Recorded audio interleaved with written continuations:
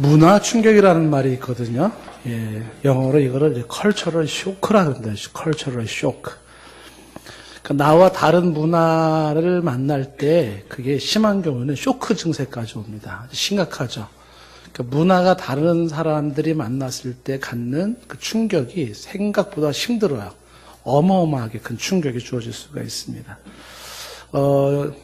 이제 간단한 예를 하나 들어본다 그러면은 이제 제가 한번 인도의 신학교에 그 게스트를 한번 초청을 받아서 갔다가 신학교 졸업식을 하는데 그 인도의 사람들이 제법 그 졸업식이니까 뭐 친지들 가족들이 아주 예쁘게 옷을 차려입고 들어왔어요. 뭐 전통 옷을 입은 사람도 있고 또 양장에 화장과 또 양복에 이렇게 예쁘게 옷을 입은 사람들이 와서 제법 이렇게 좀 분위기 있는 세련된 또 그런 졸업식이었습니다.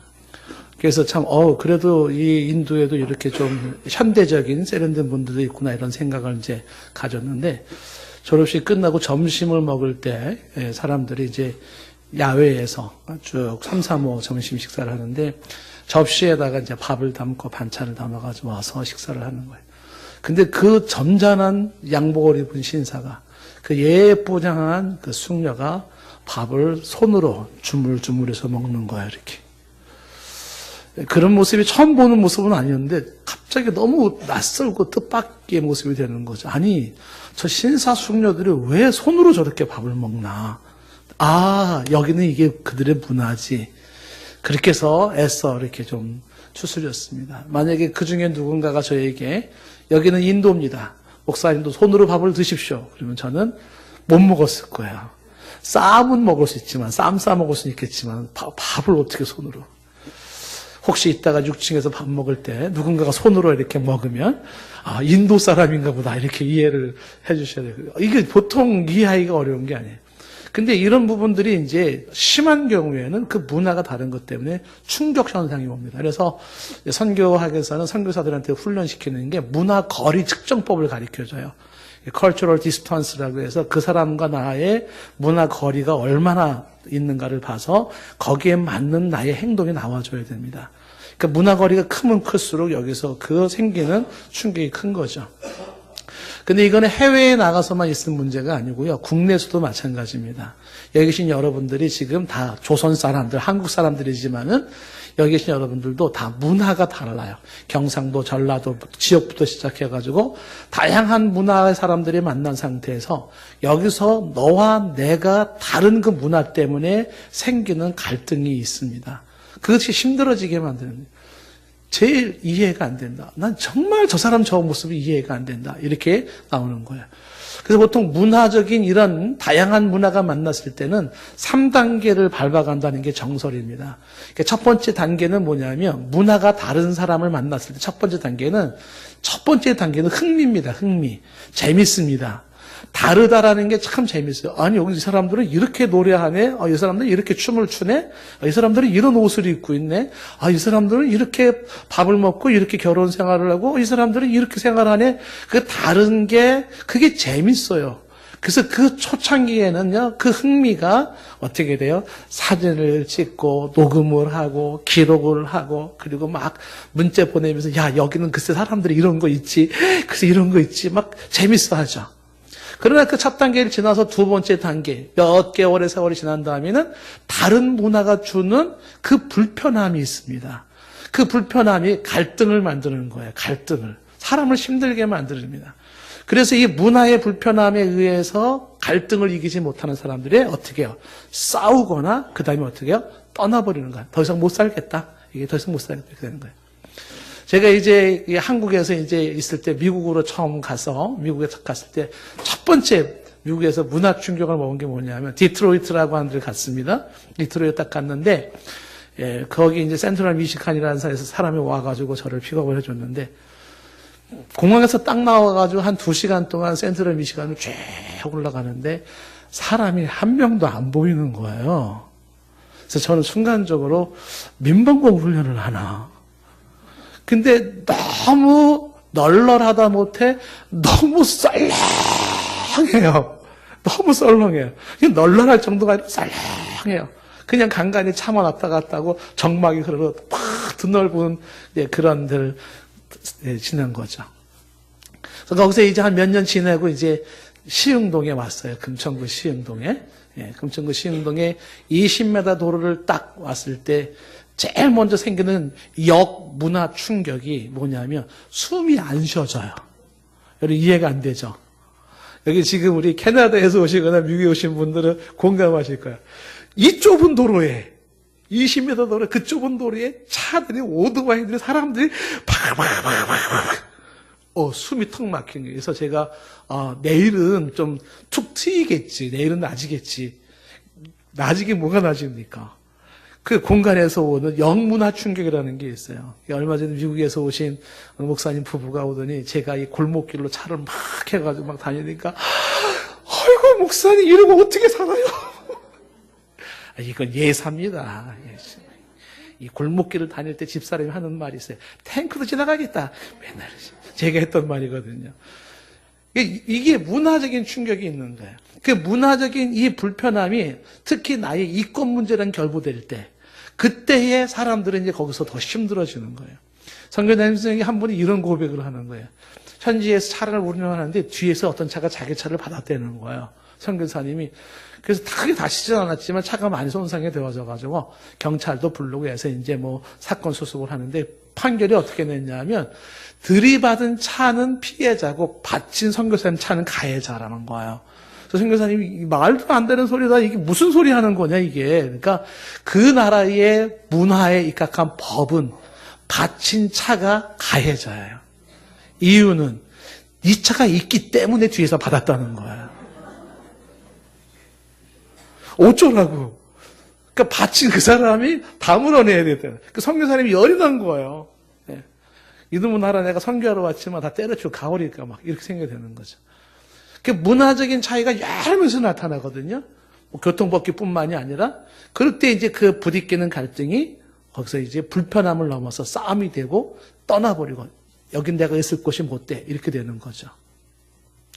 그래서 처음에는 호기심에서 흥미에서 두 번째는 갈등 단계에서 그 다음에 세 번째 단계에 넘어가는 게 뭐냐면 적응 단계, 적응. 이 두 번째의 갈등 단계인 그 신겨운 단계를 잘 넘어야 된다는 것을 계속 강조하는 거예요. 그래서 이 단계를 넘어가게 되면 그 다음에는 같이 더불어 사는 법을 배웁니다. 현지인들하고 같이 이 사람들은 이렇지. 그래서 그들의 문화와 내가 가진 문화가 절충해가면서 적응해 나가는 것입니다. 그 적응 단계가 필요하다는 것이 필요한 강조되는 이야기예요. 우리가 일전에 읽었던 그 파인애플 이야기라는 책이 있습니다. 선교사님의 이야기인데 많은 분이 이제 읽으셨지만 짧은 이야기가 전 세계 사람들에게 감동을 줬던 스토리입니다. 파인애플 스토리라고 하는 책인데 저자는 알 수가 없어요. 어느 목사님이 설교 때 했던 게 그게 이제 사람들 감동을 줘가지고 책으로 해가지고 많이 쭉 나와서 팔고 있는 책인데 이 선교사님이 어느 원주민에 가가지고 선교를 하다가 파인애플을 먹고 싶어가지고 파인애플 사가지고 집에다 심어놓은 겁니다. 3년을 기다렸습니다. 열매를 맺도록. 3년째 열매를 먹으려고 하는데 먹으려고 보니까 그 맛있는 파인애플이 분명히 열렸는데 따먹을 때 되니까 없어진 거예요. 원주민들이 다 따먹은 겁니다. 화가 났어, 선교사님이. 아니, 내가 이걸 심고 3년을 기다렸는데 이걸 왜 따먹나? 그랬어요. 근데 그 다음에도 또 따먹어요. 그래서 선교사님이 지켜보고 있다 따먹는 사람을 잡았습니다. 딱 보니까는 주로 따먹는 사람이 그 파인애플을 거기다 심었던 사람이에요. 그래서 선교사님이 아니, 당신이 지난번에 심었을 때 내가 수고비를 얼마 줬지 않았느냐? 예? 그래서 당신이 왜 이걸 따먹냐? 그 이분이 너무 당당하게 하는 말이 우리의 문화는 뭐든지 심은 사람이 심은 거 주인이 되는 거야. 그래서 아니 당신이 일꾼으로 심었지만 돈은 내가 냈지 않냐? 그건 그거고 내가 심었으니까 이건 내 거라는 거죠. 제가 따먹는 거야. 선교사님이 열받아가지고 파인애플 잘라버렸습니다. 그럼 다시 심는 거야. 그리고 다시 심을 때 선교사님이 심으려니까 쉽지 않잖아요. 그래서 일꾼들을 불러가지고 약속을 한 겁니다. 자, 우리 분명히 하자. 비록 너희들이 심지만 돈은 내가 이렇게 주니까 이 파인애플은 내 거야. 알겠지? 이렇게. 그리고 또 3년을 기다렸는데 어떻게 됐을까요? 파인애플을 또 원주민들이 다 따먹는 거예요. 그래서 막 개도 키워보고 막 의사의 선교사님은 병원 문도 닫아보고 뭐 상점도 닫아보고 해도 소용이 없는 거야. 너무 스트레스를 받았어요. 그래서 선교사님이 안식일을 맞아서 미국에 와가지고서 이분이 고민하다가 하나님 앞에 기도하다가 성경 말씀에 대한 근거도 있고 해서 그 파인애플을 포기하기로 마음먹은 거야. 하나님, 그 파인애플을 하나님께 드립니다. 내 거 아닙니다. 딱 포기를 했어요. 그리고 현재 왔습니다. 와서 원주민들한테 얘기를 했어요. 이 파인애플이 이제부터 제 거 아닙니다. 저는 이거를 하나님께 드렸습니다. 마음대로 하십시오. 마음 편해졌어요. 원주민이 안 따먹는 거야. 왜 안 따먹냐? 원주민들이 이렇게 모여가지고 숙덕숙덕 되는데 저 파인애플을 하나님께 드렸대. 저거 따먹으면 하나님 거 따먹는 거야. 그리고 겁먹고서 안 따먹은 거야. 사람들이 겁을 먹고서 어떻게 하나님 걸 따먹을 수 있냐.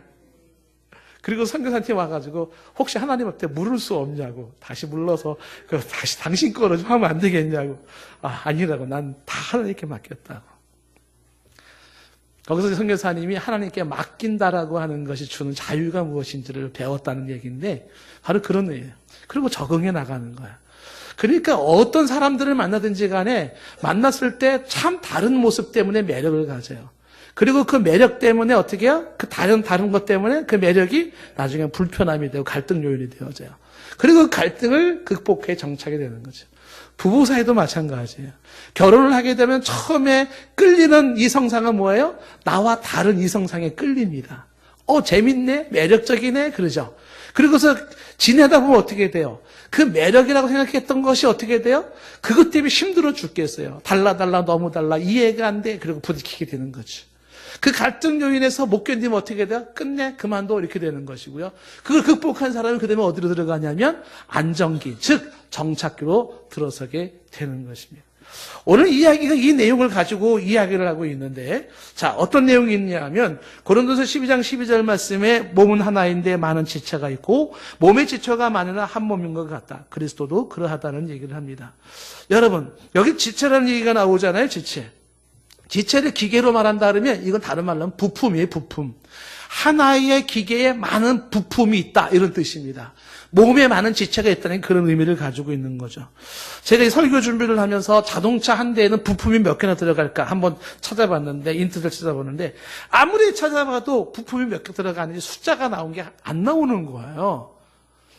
그래서 포기를 했습니다. 보아하니까 자동차 한 대 들어가는 부품은요, 헤아릴 수가 없겠다는 거죠. 단지 서스펜션 계통에는 뭐 어쩌고저쩌고, 변속 계통에는 어쩌고저쩌고, 연료 공급 계통에는 어쩌고저쩌고, 뭐 조향 계통에, 제동장치는 어쩌고저쩌고, 전기 계통에 어쩌고저쩌고, 배기 계통에, 뭐 가솔린 계통에, 냉각 계통에 막 설명을 하는데 그 모든 설명 속에 나사가 몇 개 박혔는지, 용수철은 몇 개가 들어갔는지, 유리는 얼마나 크기가 들어갔는지, 고무는, 가죽은, 라디오에는, 실린더에는, 정화기에는, 배전기, 클러치에는, 변속기에는, 배터리에는, 내비게이션은, 생각해보니까 하나하나 낱개까지 헤아리려고 그러니까 카운터가 안 되는 거죠. 그런데 수많은 부품들이 모여 자동차가 된다는 거예요. 인체도 마찬가지. 인체도 우리 인체에 가지고 있는 지체가 몇 개나 될까? 예를 들면 뭐 전문가들에게 맡기면 뇌만 얘기한다라도 뇌에 대해서 구성되고 있는 요소들, 뭐 신경계통에 대해서, 뭐 뼈에 대해서 얘기한다면 얼마나 많은 요소들을 말할지 모르겠어요. 뭐 칼슘부터 시작해가지고 뭐 어쩌고저쩌고 많이 얘기를 할 거예요. 오늘 성경대로 말한다 그러면은 인체의 지체가 크게 말한다 그러면 예를 들면은 발이 있고 손이 있고 귀가 있고 눈이 있고 머리가 있고 입이 있고 이게 다 지체예요, 지체. 이런 지체들이 모여서 하나의 몸을 이루듯이 그리스도도 이와 같다라고 얘기를 해요. 그리스도도. 무슨 얘기냐면 그리스도를 중심으로 한 교회가 이와 같다는 겁니다. 그 그리스도를 중심으로 한 교회에는 바로 이 다양한 수백, 수천, 수만 가지의 다양한 소위 말하는 부품들이, 다양한 지체들이 함께 모여 연결되어져서 그리스도의 몸, 다른 말로 교회가 세워진다는 거예요. 이 다양함을 이야기하고 있는 거죠. 지체는 많지만 몸은 하나다, 이걸 강조하고 있어요. 다양한 지체의 한 몸을 강조하고 있는 것입니다. 그래서 13절 말씀에도 우리가 유대인이나 헬라인이나 종이나 자유인이나 다 한 성령으로 세례를 받아 한 몸이 되었고 또 한 성령을 마시게 하셨느니라 말씀하고 있어요. 유대인이나 헬라인이라는 그 인종을 뛰어넘어요. 그러니까 그리스도의 지체 중에는 백인도 있고 흑인도 있고 황인도 있고 미국인, 독일인, 중국인, 일본인, 태국인, 호주인 수많은 사람들이 한 아버지 하나님을 부르며 한 분 예수 그리스도를 믿음으로 한 분 성령의 역사하심으로 결국 한 가족을 이루고 있는 게 교회인 것입니다. 종이나 자유인도 마찬가지. 교회에 보면 얼마나 많은 신분의 차이가 있습니까? 어떤 사람은 사장님으로, 어떤 사람은 부장님으로, 과장님으로, 계장님으로, 어떤 사람은 장관으로, 어떤 사람은 미화원으로, 어떤 사람은 장군으로, 어떤 사람은 사병으로, 어떤 사람은 높은 사람으로, 어떤 사람은 낮은 사람으로, 부한 사람, 가난한 사람, 병든 사람, 건강한 사람, 배운 사람, 못 배운 사람, 수많은 사람들이, 지체들이 모이는 곳이 그래서 한 몸, 교회를 이루는 것이 이 교회 공동체라는 사실을 강조하고 있습니다. 그러다 보니까 우리가 교회 생활하다 보면은 이 문화적인 충돌이 있고 문화 쇼크가 있는데 나와 다른 수많은 지체들이 만나는 교회에서 얼마나 많은 충격이 생기겠습니까? 얼마나 많은 갈등 요인이 있겠어요? 사람마다 기질 차이를 따져보십시오. 다혈질에, 담즙질에, 우울질에, 점액질에 A형, B형, O형, AB형, 매사가 정확하고 꼼꼼한 사람, 매사가 느슨하고 대충 하는 사람, 매사가 아주 동정적이고 공감적인 사람, 매사가 인정사정 보지 않고 자기 주장만 강조하는 사람, 매사가 활발한 외향적인 사람, 매사가 조용한 내성적인 사람, 시각지향적인 사람, 청각지향적인 사람, 의지지향적인 사람, 감정지향적인 사람, 수동적인 사람, 그 다음에 능동적인 사람, 매사에 부정적인 사람, 긍정적인 사람, 행동에 빠른 사람, 민감한 사람, 둔감한 사람, 수많은 사람들이 있어요. 가치관이 다르지 않습니까? 중요성이 다르지 않습니까? 그리고 자라온 성장 과정이 다르잖아요? 예? 제가 이번에 창원에 가서 저는 경상도 사투리가 너무 듣기가 좋은 거예요. 경상도 사람들이 저는 경상도 사투리가 너무 좋다. 여기도 경상도 출신들이 많잖아요. 우리 대구에서는 너무 듣기가 좋아요. 근데 그분은 그 사투리를 안 쓰려고 서울 사람들 서울 말이 그렇게 듣기 좋다고. 아니라고 경상도 말이 좋은 거라고. 아니라고 서울 말이 좋은 거라고. 다 달라요. 그래서 이 다른 것 때문에 그 문화적인 부분에서 오는 말투로부터 시작해가지고 표현법부터 시작해가지고 굉장히 많은 그런 다양함이 교회에 있습니다. 초저녁 잠이 많은 사람, 초저녁 잠이 없는 사람, 새벽 잠이 많은 사람, 새벽 잠이 없는 사람, 흘러간 옛 노래를 좋아하는 사람, 최신 음악을 좋아하는 사람. 보통 버스 타면은 버스 안에 흐르는 음악의 수준은 기사 아저씨의 수준이잖아요. 그래서 기사 아저씨가 탁 자기 좋아하는 노래를 탁 들잖아요. 쿵짜자 쿵짝 노란 뒤에 학생들이 음악 좀 바꿔주세요 막 이렇게 또 다른 노래 막 이게 음악이 달라요. 교회에서도 복음성가 부를 때도 고민이 그 고민이에요. 어떤 사람은 저 노래를 왜 부르냐 그러고 어떤 사람들은 신나게 부르고 교회 차이가 다 달라요. 추위에 못 참는 사람, 그 다음에 더위를 못 참는 사람, 그것 때문에 아주 괴로워요. 산낙지를 먹는 사람, 산낙지를 못 먹는 사람, 검정구두에 신양발을 신는 사람, 그렇지 않은 사람, 여자가 배꼽티를 입은 사람, 너무 많아요. 인사할 때 눈을 못 맞추는 사람, 인사할 때 눈을 뚫어지게 쳐다보는 사람, 너무 다양해요. 악수할 때 손만 탁 피는 사람, 악수할 때 손을 꽉 잡는 사람도 있고, 얼굴 보면 막 피해 도망가는 사람, 얼굴 보면 반가워 막 이렇게 그렇게 친하지도 않은데 막 친한 척하는 사람, 막 시간을 칼같이 지키는 사람, 언제나 10분 늦게 오는 사람, 미리미리 준비하는 사람, 꼭 시간이 임박해서 서두르는 사람, 기도 스타일도 통성 기도파, 묵상 기도파, 주여 삼창파, 방언 기도도 막 다르잖아요. 찬송 부를 때 몸으로 왼쪽 45도, 오른쪽 15도 흔드는 사람, 앞으로 흔드는 사람, 손을 드는 사람, 가만히 있는 사람, 너무나 다양한 사람들이 많아요. 이거 이해가 안 될 수도 있습니다. 말이 많은 사람, 말이 적은 사람. 예전에 제가 청년부 지도할 때 청년 중에 하나가 진짜 말이 없는 친구가 있어요. 그 집사람은 알아요. 봉화 사람인데. 이 청년은 너무 말이 없어요. 교회 와가지고서 오랫동안 교회에 있다가 가는데 말을 거의 한마디도 안 하고 가요. 이 청년들이 막 회의를 하다가 청년들이 이제 막 얘기를 하는 이 청년은 가만히 있습니다. 그러다가 어느 날 이 청년이 입을 딱 한 번 다셨어요. 드디어 청년들은 이제 얘기하는 줄 알고 다 조용해졌는데 그게 끝이에요. 그래서 또 한바탕 막 웃었어요. 너무나 다양해요. 청년들도 그래요. 제가 여러분이 한번 지난번에 그 소개를 했지 않습니까? 이게 참 내가 지내고 나면 참 의미심장한 게 뭐냐면 또 한 교회에서 청년 중 하나는 늘 한 박자가 느린 청년이 있었다 그랬잖아요. 그 청년은 어리버리해가지고 한 박자가 늦어요. 청년들이 야 우리 있잖아 우리 수련회 가자 그래가지고 그래 요번에 우리 수련회 가자 막 의논을 해서 그럼 산으로 갈까 바다로 갈까 야 산은 이래서 좋고 바다는 이래서 좋고 막 의논할 때 이 한 박자 느린 친구는 꼭 그러면 우리 이번에 수련회 가는 게 어떨까 이래요. 그래서 아니 그래 수련회 간다고 근데 지금 산으로 갈까 바다로 갈까 얘기를 중이야. 그래서 막 사람들 야 그래도 바다가 좋지 않겠어? 그럼 동해로 갈까 서해로 갈까? 동해는 이래서 좋고 서해는 이래서 좋고 막 얘기하면 이 한 박자 들은 친구가 좋은 생각이 떠올랐는데 우리 바다로 가자. 그래 바다로 가는데 지금 동으로 가자 서로 가냐 이런 친구가 하나 있었어요. 한 박자 항상 늦어요. 그 친구들이 그 애 때문에 막 그냥 얘는 말이지 뭐 그렇게 이런다고 그래요. 근데 이상한 현상이 벌어진 게 뭐냐면 그 한 박자 느린 친구 어리버리한 친구가 몸이 아파가지고 한 몇 달 동안 교회를 못 나왔어요. 청년회가 와해 직전이 돼버려요. 아무런 역할도 못하는 청년 같은데 청년의 분위기가 쌀렁해지면서 재미가 없어지더라고요.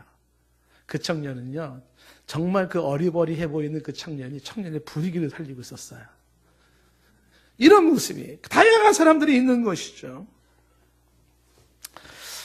이 너와 나는 다를 뿐이야 이게 오늘 설교 제목인데 이 설교 제목이 책 제목입니다. 노만 라이트가 쓴 책 제목이에요. 이 책에 보면은 이런 얘기가 나옵니다. 어느 부부가 갈등을 해가지고 상담을 온 겁니다. 우리는 달라 너무 달라요. 저는 이 남자를 이해할 수 없고 저는 이 여자를 이해할 수가 없어요. 그 부부가 갈등을 해가지고 그 갈등에 대해서 상담하러 온 겁니다. 너무 문화가 다르고 가치관이 다르고 생각하는 게 다르기 때문에 부딪히는 거예요. 자꾸만 너무 안 맞아요. 여러분도 아마 경험하지 않습니까? 수건을 한 번만 쓰고 꼭 세탁기에 넣어야 되는 사람, 두 번 써도 괜찮다는 사람, 양발은 벗어가지고 꼭 앞에 꼬박꼬박해가지고 의자 위에 올려놓은 사람 해가지고 많잖아요. 이 부부가 갈등을 하면서 힘들어했는데 로만 라이트의 상담의 결론은 너무 간단해요. 그 뭐냐 하면은 얘기를 이렇게 해주는 겁니다. 상대에게 맞출 줄 아는 탄력이 필요합니다가 끝이에요. 갈등하는 부부에게 주는 전문가 처방이 뭐냐면 상대에게 맞출 줄 아는 탄력 있게 맞춰야 된다는 것. 그 방법밖에 없다는 겁니다. 그러지 않고는 공존할 수가 없다는 것이에요. 많은 지체가 있어서 그 지체는 곧 다양성으로 그 다양성은 다양한 문화로서 만들어지는 충돌이 있다는 것이. 그래서 이 많은 지체가 있지만 그래도 한 몸이라는 걸 강조하면서 오늘 15절에 보시면 이런 말이 있지 않습니까? 만일 발이 이르되 나는 손이 아니니 몸에 붙지 아니하였다 할지라도 이로써 몸에 붙지 아니한 것이 아니다라고 말합니다. 무슨 얘기입니까? 다양한 지체는 갈등의 요인이고 그 갈등은 있지만 그렇다고 한 몸이 아닌 게 아니에요. 갈등이 있어도 그래도 너와 나는 한 몸이라는 사실을 선포하고 있는 거예요. 그래도 너와 나는 크리스찬이고 한 하나님을 믿고 한 예수를 믿고 있는 한 가족이라는 것을 말을 하고 있는 것입니다. 인생을 살다 보면 식구들 중에서도 우리 식구로 인정하고 싶지 않은 사람이 있을 수 있어요. 같은 한 식구로 엄마 아빠가 같아도 나는 이 사람을 우리 식구로 인정하고 싶지 않다고 하는 사람이 있을 수도 있습니다. 그렇다고 그 사람이 내 식구가 아닙니까? 내 식구인 거예요. 그거를 인정할 수 있어야 된다는 것입니다. 제가 여러분에게 이전에 한번 이런 소개를 한번 했는데 너무 깊은 감동을 주어서 제가 좀처럼 잊지를 못해요. 어느 시골에서 노부부가 그 아이를 하나 대학을 보냈는데 이 대학을 보낸 아들이 엄마 아빠에게 시골의 엄마 아빠에게는 자랑이었었죠. 근데 아이가 이제 집에 와서 내일 학교의 교수님이랑 학생들은 MT를 떠난다는 거예요. 그래서 이제 용돈을 달라 그러는데 부모님이 용돈 줄 게 없어요. 너무 가난해서. 그러니까 이 아이가 토라진 겁니다. 그 모습을 보다 못해서 이 엄마가 처마 밑에 마루나 저기 마늘이랑 뭐 이런 거 꾸러미 다 내려가지고 시장 골목길 옆에다가 이렇게 하나 깔아놓고서 파는 거예요. 1,000원, 2,000원씩 팔아요. 거의 해가 저 캄캄할 때까지 그걸 팔아가지고 그 엄마가 돈을 만들어요. 1,000원, 2,000원 만들어가지고 꼬짓꼬짓한 돈을 가지고 아들에게 줍니다. 내려가지고 그 MT 가라고 그래요. 근데 MT 했던 장소가 그 동네에서 멀지 않았던 그 장소 같아요. 교수님이나 학생들이 오는 곳에. 그러니까 부모님이 또 생각을 해서 우리 아이 오는데 교수님이랑 친구들 온다는데 부모님들이 또 그래도 정성을 들여서 뭐 대접을 한다고 절구에 쪄가지고 또 찰떡 만들어가지고 꾸러미 만들어서 때국물이 줄줄 흐르는 보자기에다가 덜덜 싸서 엄마는 머리에 이고 몸빼 바지 입고 아빠는 다리를 다쳐가지고 한쪽에는 고무신 한쪽에는 슬리퍼 신고 쩔뚝쩔뚝거리면서 이제 아들내미한테로 간 거예요. 보니까는 그 애들이 뭐 대잘대잘거리면서 뭐 이것저것 지내고 있는데 어떤 애가 본 거예요. 그래서 이 부모가 이제 자기 아들을 찾았어요. 그러니까 야야야 여기 너 찾아온 사람이 있어. 아들이 보니까 아주 초라하고 몰골이 아주 좋지 않은 그 엄마 아빠가 이걸 이고 그러고 온 거예요. 아들이 순간적으로 얘기를 한 겁니다. 우리 집에서 일하는 사람들이야. 얘기를 했습니다. 이 엄마 아빠 그 얘기를 들은 거예요. 그 엄마 아빠가 차마 거기서 더 무슨 얘기를 못하고 뒤돌아서서 걸어가는 겁니다. 철길이 있는 곳을 걸어가요. 아버지는 쩔뚝쩔뚝거리고 엄마는 그 모습, 몸빼에 바지를 입은 그 모습으로 돌아가는데 아들이 가슴이 순간적으로 미어지는 거죠. 그리고 저 멀리 떨어진 그 엄마 아빠를 향해 쫓아가면서 소리를 지르는 거죠. 어머니, 아버지. 이렇게 끝나는 드라마를 봤어요, 제가. 여러분 어떻게 생각하세요? 엄마를 아빠로 인정하고 싶지 않아요. 창피해서. 그렇다고 엄마가 아니고 아빠가 아닌가요? 식구 중에 누구는 저 사람 우리 가족인 게 너무 싫어. 그렇다고 우리 가족 아닙니까? 성경은 그게 아니라는 거죠. 오늘 말씀이 강조하는 게 15절에 보면 만일 발이 이르되 손이 아니니 몸에 붙지 아니하였다 할지라도 이로써 몸에 붙지 아니한 것이 아니에요. 발이 손과 갈등하고 있었던 것입니다. 발과 손이 사이가 안 좋았어요. 발과 손이 서로 이렇게 말했을 거예요. 나 네가 있는 곳에 있기 때문에 나는 거기 있고 싶지 않다. 네가 떠나든지 내가 떠나야 되지. 나는 너랑 묶이는 게 싫고 너랑 같이 한 공동체인 게 싫고 너랑 같이 얼굴 보는 게 싫다. 이랬을 겁니다. 그렇다고 발과 손이 몸에 붙어있지 아니한 겁니까? 그렇지 않다는 걸 말씀하고 있어요. 16절 말씀에도 귀가 눈 보러 말을 해요. 이 눈과 귀도 서로가 갈등 관계에 있었던 것으로 보여져요. 그렇다고 해서 몸에 붙지 아니하였다 할지라도 몸에 붙지 아니한 것이 아닌 거예요. 교회의 수많은 성도들이 지체들이 다양함 속에서 이해할 수 없는 모습으로 상처받으면서 그리고 인정할 수 없는 그런 사람이 있다 할지라도 그도 하나님을 아버지라 부르고 그도 예수 십자가의 피로 구원받은 사람으로서 너와 나는 그럼에도 불구하고 예수 안에 한 가족이고 예수 안에 한 몸이 이룬 한 지체 한 몸이라는 것을 강조하고 있다는 것이 어떻게 하시겠는가? 떨어져 나가겠는가? 아니면 이 갈등을 넘어서 탄력 있게 맞추며 함께 몸을 세워나갈 것인가? 성경은 그것을 얘기하고 있는 것입니다. 동해바다가 아무리 자신은 바다가 아니라고 거부한다 할지라도 동해바다는 태평양의 한 부분인 것이죠. 금천구 이 땅덩어리가 자기는 아무리 거부한다 할지라도 지구의 대륙의 한 부분일 수밖에 없는 것이 내가 아무리 거부한다 할지라도 인정하지 않는다 한다 할지라도 나는 예수 그리스도에 속한 사람이에요. 나는 그리스도에 연결되어 있는 지체의 하나라는 것입니다. 그런데 이 지체들의 다양함은 갈등의 요인이기도 하지만 이 나를 실망시키고 상처 주는 이것이 얼마나 축복인지 오늘 성경의 17절 말씀이 이렇게 말을 해요. 만약 온몸이 눈이면 듣는 곳은 어디며 온몸이 듣는 곳이면 냄새 맡는 곳은 어디냐라고 말을 하고 있습니다. 하나님께서는 다양함을 좋아하신 하나님께서는 하나로 만들지 않았어요. 온몸을 듣는 곳으로만, 온눈을 보는 곳으로만 만들지 않았어요. 다양함을 두시고 그 다양함이 함께 어우러지는 하모니와 조화 속에서 이루어지는 그 풍성함과 아름다움을 하나님은 의도하셨다는 사실이에요. 하나님은 과일을 주셔도 과일을 한 가지만 주시지 않았어요. 이 땅의 모든 지구의 과일이 귤이라고 하는 과일 하나로 통일되어 있다면 어떨까요? 질리지 않을까요? 하나님은 다양한 과일을 주셨어요. 꽃을 주셔도 한 꽃만 주시지 않았어요. 꽃을 장미꽃이라고 하는 하나의 꽃으로 다 통일시키지 않았어요. 다양한 꽃을 주셨어요. 노래를 주셔도 한 노래만 주지 않고 다양한 노래를 주셨어요. 색깔을 주시되 한 색깔만 주지 않고 다양한 색깔을 주셨어요. 여러분, 반찬을 먹어도 김치만 넣고 먹으면 어떻게 해요? 반찬 하나만 넣고 먹는다면 어떨까요? 질리지 않겠습니까? 다양한 반찬이 있을 때 더 맛이 좋지 않습니까? 인생사가 그렇다는 거죠. 너와 나가 다른 그런 다양한 사람들이 함께 어울려 조화를 이루고 그 조화를 이루는 너와 나 사이에 주어지는 아름다움과 풍성함이 있는 것이죠. 크리스찬으로서 성숙하다는 게 뭘까? 신자다워지는 게 무엇을 말하는 것일까? 이 다양함을, 그 다양함을 인정하며 함께 어울릴 수 있는 것을 의미하는 게 아니겠습니까? 조금 더 성숙해진다면 한 걸음 뒤로 물러나서 바라보면요, 너무 다양한 사람들은요 재밌습니다. 이게 인생을 살맛나게 만드는 거예요. 혹자는 그것 때문에 힘들어서 못 살겠다고 말을 하지만, 그러나 그 너무 다른 그 사람이 더 재밌고 그것을 즐길 필요가 있다는 사실입니다. 18절 말씀에 그러나 이제 하나님이 그 원하시는 대로 지체에게 각각 몸을 주셨다고 말씀해요. 하나님이 주셨어요. 다양한 지체를 허락하셨습니다.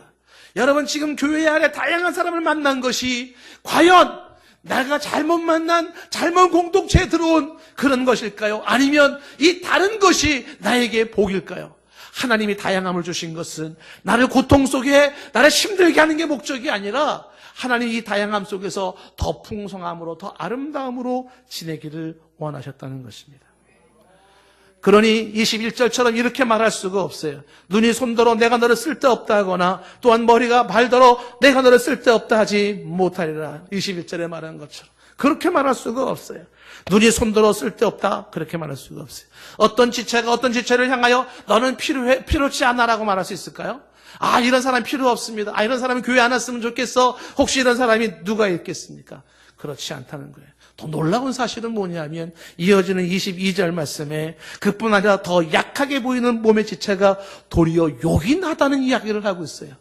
불필요해 보이는 사람인데, 저 사람은 없었으면 좋겠다고 하는 사람인데, 그런 사람인데 그 사람이 더 욕이 나다는 이야기를 하고 있습니다. 덜 귀히 여기는 것이 진짜 중요한 역할을 한다는 사실이, 이게 공동체의 비밀이에요. 여러분의 가장 힘들게 여기는 사람 있잖아요. 그 사람이 여러분을 가장 필요로 하는 사람일 수 있다는 사실이에요. 이것이 있잖아요. 바울과 바나바 사건에서 나타나는 거예요. 바울과 바나바가 싸우지 않습니까? 심하게 싸웁니다. 바울과 바나바도 싸워요. 기질 때문에. 바울은 일 중심이고 바나바는 인간관계 중심이에요. 그래서 마가를 가지고 다음 전도여행에 데려갈까 말까. 바울은 안 된다. 저렇게 도중에 실패한 마가를 데려가면 안 된다. 일이 중요해. 하나님의 일인데 저렇게 쓸모없는 마가를 왜 또 데려가냐. 포기해라. 인간 중심, 인간관계 중심 바나바는 어떻게? 아니다. 그래 또 저 마가를 데려가야 된다. 저렇게 그래 떠났을지라도 다시 잡아줘야 되지 않냐? 이렇게 되는 거죠. 바울은 극구 반대했습니다. 그래서 바울과 바나바가 심하게 싸웠습니다. 바울은 마가를 거부했어요. 마가에 대한 실망이 컸죠. 저런 인간은 하나님의 일을 할 수가 없다고 생각을 한 거예요. 그런데 바울의 노년에 이 바울을 끝까지 챙겨주고 함께 했던 사람이 누구예요? 마가예요. 그 마가가 마가복음을 썼어요. 지금 내가 싸우고 있는 그 사람 있잖아요. 아주 싫은 사람 있죠. 그 사람이 나에게 가장 필요한 사람일 수가 있어요. 결정적인 순간에 그 사람이 내게 제일 중요한 사람일 수가 있습니다. 덜 중요해 보이는 게 아주 중요하다. 목사님 중에 한 분이 이번에 이스라엘 가는데 갑자기 못 가겠다는 분이 계셨어요. 그래서 왜 그러냐 그러니까 갑자기 그 이석증이 와가지고 이게 갑자기 하늘에 핑 돌고 어지러워가지고 몸이 균형을 못 잡는 거예요. 병원에 입원을 했습니다. 구토가 나기도 하고 그래가지고 병원에서 그 이석증을 잡아주는 거예요.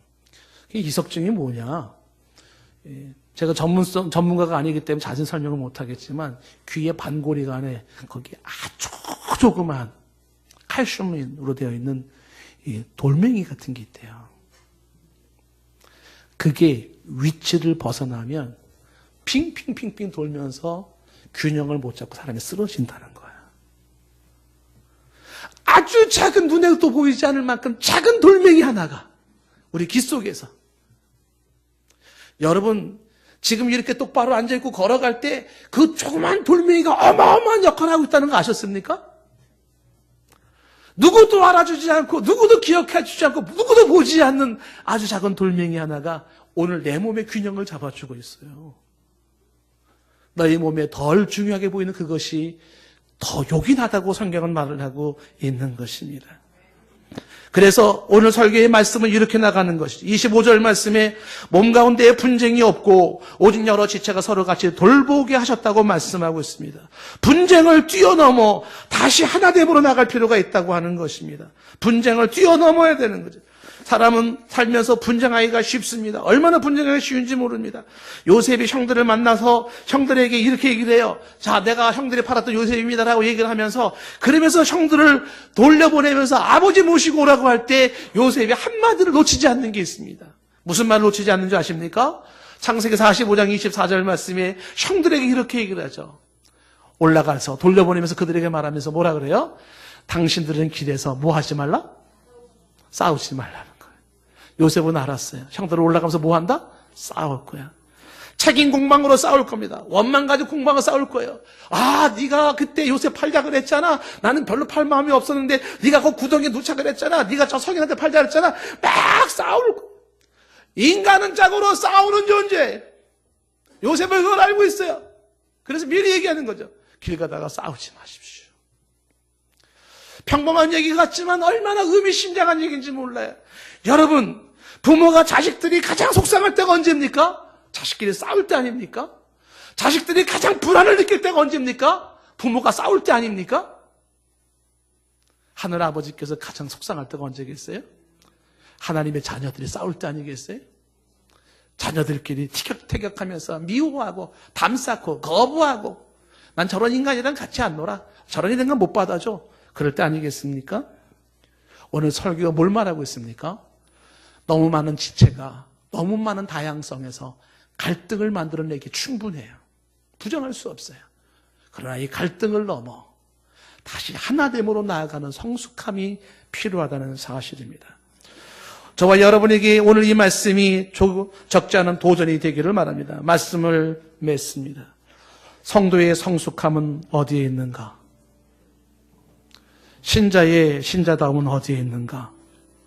너와 나의 다른 지체의 분쟁을 뛰어넘어 하나됨으로 조화롭게 나아가는 데 있다는 사실입니다. 찬양하며 나아가겠습니다.